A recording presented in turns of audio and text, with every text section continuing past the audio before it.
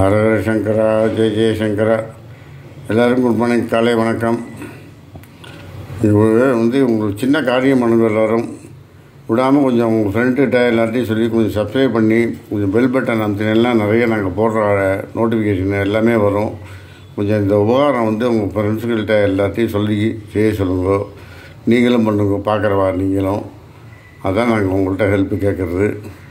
இன்றைக்கி இந்த சமையல்லாம் போட்டுருக்கோம். எல்லாருமே நீங்கள் நோட் பண்ணி எல்லாம் நல்லா செஞ்சுட்டுருக்கீள். கேட்குற ஆரம்பத்துலேருந்து போடுங்கன்ட்டு எல்லாமே எங்களுக்கு சந்தோஷமாக இருக்குது. நீங்கள் கேட்குறதெல்லாம் நாங்கள் ஆரம்பத்துலேருந்து போடுறோம். பட் எங்களுக்கு சின்ன உதவி சப்ஸ்கிரைப் பண்ணி எங்களுக்கு கொஞ்சம் இது பண்ணி கொடுத்தேன்னாக்கா இந்த சௌகரியமாக இருக்கும்.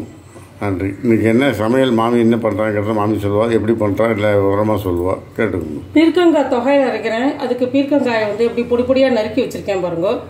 அதுக்கு தேவையான உப்பு, புளி, மிளகா. இந்த பீர்க்கங்காய்க்கு தேவையான உப்பு, புளி, மிளகா. பீர்க்கங்காயை வாங்கிட்டு அலம்பிட்டு நல்லா தோலை சீவிடுவோம். தோலை சீவிட்டு நல்லா பீலாக பண்ணி அதை தோலை நல்லா கம்ப்ளீட்டாக எடுத்துகிட்டு அதை கட் பண்ணி இந்த மாதிரி பொடி பொடியாக நம்ம நறுக்கிக்கணும். நறுக்கிட்டு தான் நான் அதுக்கப்புறம் எப்படி பண்ணுறதுங்கிறது சொல்லுவாள்.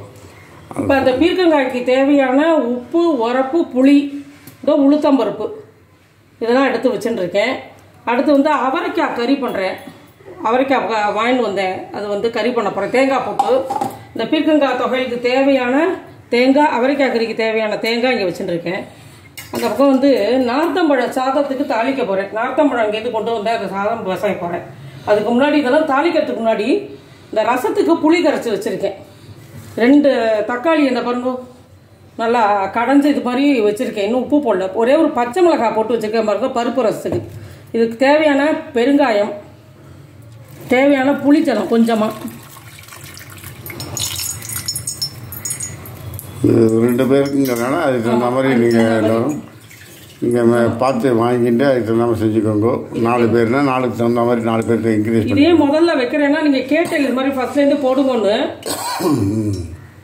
இது இதுக்கு தேவையான அளவு உப்பு, பெருங்காயம் போட்டேன், உப்பு போட்டேன். இது சொம்புங்கிறதுனால முன்னாடியே எல்லாத்தையும் செஞ்சுட்டு அதுக்கப்புறம் தான் அடுப்பில் ஏற்றுவோம். இதுக்கு தேவையான ரசப்பொடி இதை போட்டேன். கருவேப்பிலை, கொத்தமல்லி வாங்கிட்டு வரணும், தீர்ந்து போச்சு. ஸோ இதை நான் அந்த அடுப்பில் வச்சுடுறேன். இது பாட்டு கொதிச்சுட்டு இருக்கும். அதுக்குள்ளே நான் பாக்கி எல்லாம் வறுத்து எல்லாம் செஞ்சுடுவேன். அதுக்காகத்தான்.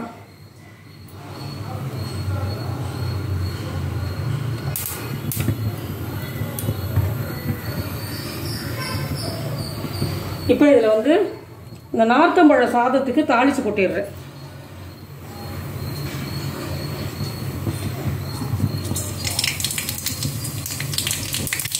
கடுகு போட்டு உளுத்தம்பருப்பு, கடலைப்பருப்பு போட்டு சின்னது பண்ணிட்டேன்.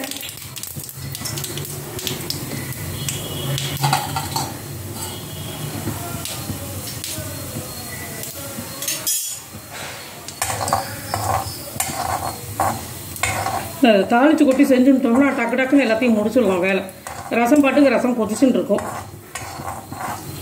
இந்த நார்த்தம்பழ சாதத்துக்கு நார்த்தம்பழங்கன்னு கொண்டு அதை பிசைகிறதுக்காக கடுகு, உளுத்தம்பருப்பு, கடலைப்பருப்பு. இந்த நார்த்தம்பழம் பார்த்தீங்கன்னா உடம்புக்கு ரொம்ப நல்லது. இந்த சாறு பார்த்தீங்கன்னா உள்ள டைஜஷன் இந்த ப்ராப்ளம்லாம் எதுவும் இருக்காது. நம்ம சாப்பிட்ற ஹெவி சாப்பாடு நார்த்தங்காய் அடிக்கடி சேர்த்துக்கோங்க, ரொம்ப நல்லது உடம்புக்கு. இதுக்கு பச்சை மிளகா, ஒன்று பச்சை மிளகா இந்த நார்த்தம்பழ சாதத்துக்கு. இதில் உப்பும் மஞ்சத்தூளும் போட்டு வச்சுட்டுருக்கேன் இந்த பிசையறதுக்கு. இதில் கொஞ்சமாக பெருங்காயத்தூளும் போட்டுருவேன். அவ்வளோதான். பச்சை மிளகா வதங்கினோம்னா அதில் போட்டுடணும். மஞ்சப்பொடி போட்டு வச்சுருக்காங்க. இதை போட்டோம்னா அது நல்லா மஞ்சப்பொடி ஸ்மெல் இல்லாமல் நல்லா இருக்கும். எண்ணெய் ஜாஸ்தி வேண்டாம். அதுக்கு இந்த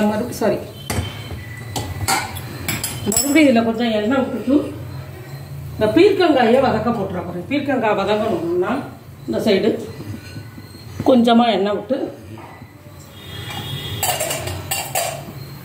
எண்ணெய் வதங்கினோம்னா காஞ்ச உடனே எண்ணெய் காஞ்ச உடனே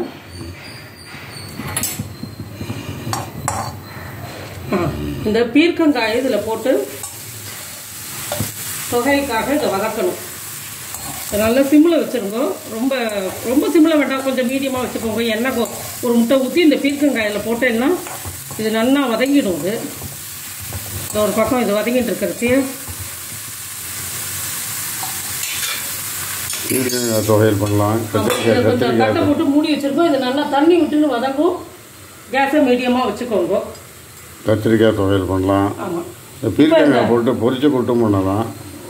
பீர்க்கங்காய் வந்து உடம்புக்கு ரொம்ப நல்லது. இது நாட்டு பீர்க்கங்காய் அங்கே வாங்கினோம் திருச்சியிலேருந்து, ஸ்ரீரங்கம். ஸோ இன்றைக்கி இன்னும் ஒரு 4-5 நாளைக்கு வந்து ஸ்ரீரங்கம் கறிக்காய் தான் ஓடின்னு இருக்கு. இப்போ இது வந்து என்னென்னா பீர்க்கங்காய் தொகைகளுக்கு வறுக்க போகிறேன். இதில் இங்கே இந்த பக்கம் இது சின்ன எலுப்பச்சட்டி வச்சுட்டு அதில் உளுத்தம்பருப்பை ஃபஸ்ட்டு போடுறேன். இந்த உளுத்தம்பருப்பு வறுபட்டதும் இந்த மிளகா, புளி, இந்த கோதுக்கு இது எதுவும் இல்லாமல் இந்த பாருங்கள் இந்த மாதிரி கோது இருக்கும். இதெல்லாம் எதுவும் இல்லாமல் பிச்சுட்டு நல்லா புளி இது மாதிரி எடுத்து வச்சுட்டு போடுவோம். அப்போ தான் நாக்கில் சுற்றிட்டு வராது.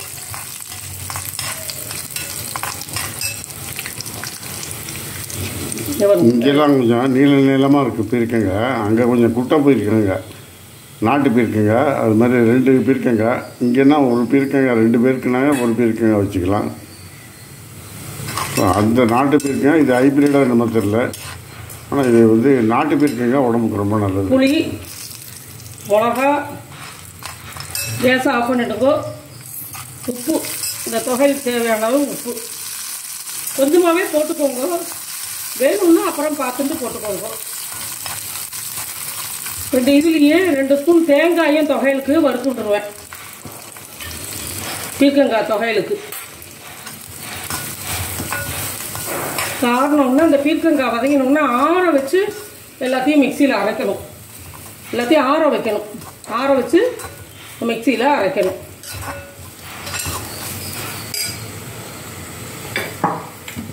இப்போ இதை கேஸ் ஆஃப் பண்ணிவிட்டு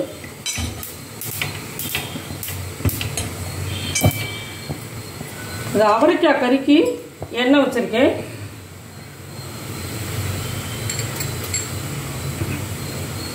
கொதிக்கட்டும். உங்களுக்கு ஈஸியாக வேலையை வந்து ஈஸியாக ஆக்கிக்கோங்க. லேட்டாக சமைச்சாலும் இது வந்து கரெக்டாக ஒர்க் ஆகிடும். இதுக்கு கடுகு, இந்த அவரைக்காய் கறிக்கு, இந்த உளுத்தம்பருப்பு, மிளகா வத்தல் 2, இந்த அவரைக்காய் கறிக்கு அவ்வளோதான். தேங்காய் இங்கே வச்சுருக்கேன். பட் இதுக்கு டேபிள் சால்ட்டு தான் தாளிப்பேன். அதனால கடுகு நல்லா வெடிக்கட்டும்.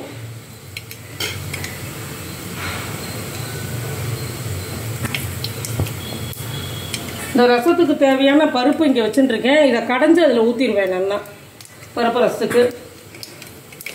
பருப்பு ரசத்தில் புளி வாசனை போகணுமா? ஆமாம், நல்லா தக்காளி வாசனை, தக்காளி வாசனையும் புளி வாசனையும் ரசப்பொடி வாசனையும் கொஞ்சம் போனதுக்கப்புறம் ரொம்ப கொதிக்க விட வேண்டாம். ரசம் கொஞ்சம் நல்லா கொதி வந்து கொஞ்சம் தக்காளிலாம் வெந்திருக்கும். நல்லா வெந்ததுக்கப்புறம் பருப்பை போட்டு எடுத்து வச்சு தாளித்து கொட்ட வேண்டியதான். ஒரு முட்டை நெய்யில் கடுகு தாளித்து கொட்டணும். இது வந்து அவரைக்காய் கறிக்கு கடுகு தாளிச்சுருக்கேன். இப்போ உளுத்தம்பருப்பு, மிளகாவத்தலும் இதுக்கு போட்டேன். பருப்பு ரசத்துக்கு தான் இப்போ சொல்கிறேன் மாமி. இப்போ அவரைக்காய் கறிக்கு பார்த்தீங்கன்னா எண்ணெய் ஊற்றி கடுகு வெடித்ததுக்கு பிறகு உளுத்தம்பருப்பு, 2 மிளகா வத்தல்,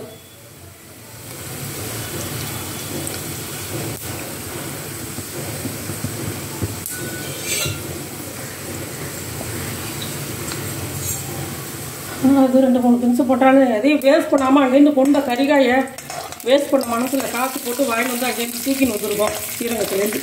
இந்த வாழைத்தண்டு கோஸ் பண்ணி அதுக்கு நறுக்கி வச்சுருக்கா மாமி காமிப்பா. வாழைத்தண்டு கோஸ் பண்ணிங்கிறது வந்து வெறும் பச்சை தண்டு தான். நம்ம நறுக்கிற தண்டை பச்சையாக நம்ம இதிலெல்லாம் அடுப்புலலாம் எதுவும் ஏற்றாமல் அப்படியே எடுத்து வச்சு கடுகு உளுத்தம் தளித்து சாப்பிட்றது.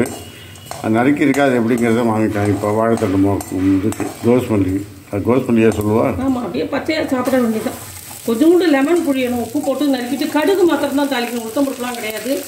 இந்த கடுகு தாளிச்சுட்டு அதில் எலுமிச்சம்பழம் புளிஞ்சு இது பண்ணோம்னா சாப்பிட நல்லாயிருக்கும். சாலட் மாதிரி சாப்பிடலாம். அது அந்த வாழைத்தண்டு 2 நாளாக பண்ணோம். இப்படியே இது வதங்கட்டும். தண்ணி தெளிச்சுட்டு இது அப்படியே வதங்கட்டும். இதை மூடி வச்சுட்டேன். வாழைத்தண்டு நீங்கள் வாங்கினோம் இல்லையா?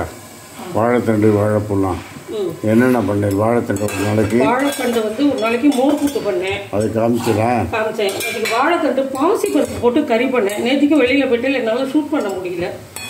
வாழைத்தண்டு கறி பண்ணினேன்.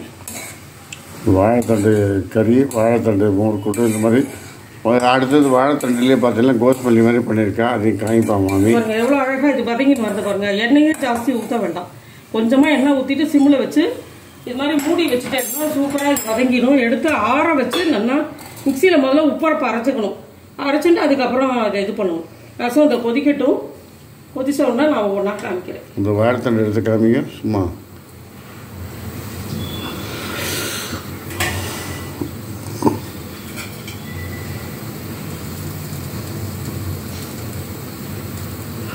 ஃப்ரெஷ்ஷாக நம்ம தண்டு வாங்கினோம்னா கிழங்காக இருக்கணும். தண்டு நார் இல்லாமல் தண்டு நறுக்கி வச்சுருக்கேன். இப்படி இதை ரெண்டாக கட் பண்ணி கடுகு தாளித்து கொஞ்சமாக லெமன் புழிஞ்சு அப்படியே சாப்பிட வேண்டியதான்.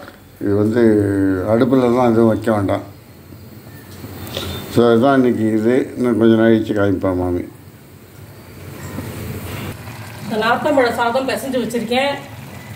இந்த பீர்க்கங்காய் வதங்கிடுத்து எடுத்து ஆற வைக்க போகிறேன். இந்த பீர்க்கங்காயை சுருளாக வதக்கிட்டேன். ஆமாம், நல்லா வதங்கிடுத்து அதை எடுத்து ஆற வைக்க போகிறேன். ஆற வச்சுட்டு ரசம் கொதிச்சுட்டு இருக்கு. இன்னும் ஒரு 5 நிமிஷத்தில் அதையும் விளாவிடுவேன். அவரைக்காய் கறி உப்பு போடுறேன். பாதி வதங்கிடுத்து, இப்போ தான் உப்பு போடுறேன். வதங்கின அப்புறம் இந்த கடைசியாக தேங்காய் போடுவேன். கடைசியாக தேங்காயை போட்டு இறக்கிடுவேன். இன்னும் கொஞ்சம் ஆமாம், காய் வேகணும், இன்னும் கொஞ்சம் வேகணும். இந்த அவரைக்காய் கறிக்கு தேங்காய் போட்டுடுறேன். தேங்காய் ஃப்ரெஷ்ஷாக தெரியுங்க. தேங்காய் கறி ஆகிடுச்சு. தொகையில் அரைச்சிட்டு உங்கள்கிட்ட காமிக்கிறேன். இந்த தொகையில் அரைக்க போகிறேன். ஆரியன் இருக்குது பீர்க்கங்காய். இந்த ரசம் விளாவிட்டேன். ரசம் விளாவி தாளித்து கொட்டிட்டேன். தாளித்து கொட்டியாச்சு. அவ்வளோதான். பீர்க்கங்காய் தொகையில் பண்ணிட்டா.